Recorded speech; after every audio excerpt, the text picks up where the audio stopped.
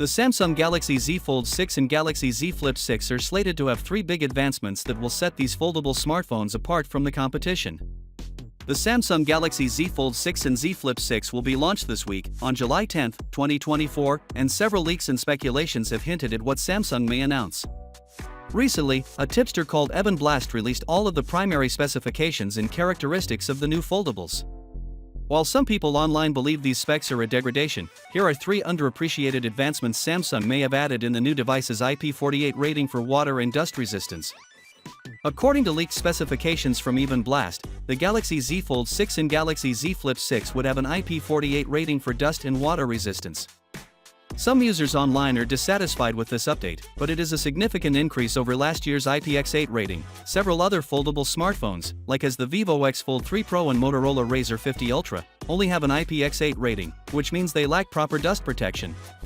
This is the first time a foldable smartphone will come with approved dust protection. It's also higher than the OnePlus Open's IPX4 rating. Samsung Galaxy Z Fold 6 and Z Flip 6 will utilize mold display rather than IPS. Earlier, it was speculated that the Galaxy Z Flip 6 would sport an IPS LCD cover display, disappointing many enthusiasts. However, Sam Mobile has said that this was an error, and that both new foldables would keep their previous displays. Furthermore, Samsung may announce a brighter display this year with 2600 nits peak brightness, similar to the Galaxy S24 Ultra Snapdragon 8 Gen 3 CPU, and extended RAM storage following the Vivo X Fold 3 Pro. The Snapdragon 8 Generation 3 CPU will also power the Samsung Galaxy Z Fold 6 and Galaxy Z Flip 6.